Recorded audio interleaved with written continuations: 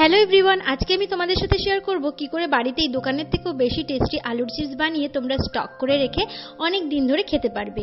সবার প্রথমে আমি আলুগুলোকে বটি দিয়ে একদম পাতলা পাতলা করে কেটে নিয়েছি। তোমরা চাইলে মেশিন দিয়েও কাটতে পারো, যদি কিনা তোমরা বটি দিয়ে এরকম করে না কাটতে পারো। তারপরে আলুগুলোকে আমি লবণ আর একটু লঙ্কা ভেঙে দেওয়া জলের ভিতরে দিয়ে 2 মিনিট ফুটিয়ে নেব। লঙ্কাটা দিয়েছি হালকা হালকা ঝাল ফ্লেভার আসার জন্য। 2 মিনিট মতো ফুটিয়ে নেওয়ার পর আমি জলটা ছেঁকে নিয়ে এগুলোকে একটা কাপড়ের উপর দিয়ে মেলে দেবো, যাতে জলটা টেনে নেয় আলু থেকে। জলটা টেনে নেওয়ার পর সেটাকে আমি একটা কুলোর ওপর পেপার দিয়ে সেগুলোকে সুন্দর করে সাজিয়ে দিয়ে আমি এখন ছাদে দিয়ে দেবো রোদে। আমাদের বাড়িতে প্রচন্ড রোদ, সেই কারণে 1.5 দিনেই আমাদের বাড়িতে আলুর চিপসগুলো শুকিয়ে গেছে। তারপরে সেগুলোকে তুলে এনে আমি একটা কৌটার ভিতর স্টক করে রেখেছিলাম। একদম সুন্দর শুকিয়ে করকরে হয়ে গেছে। এখন এগুলোকে তেলের ভিতর দিয়ে ভেজে নেব।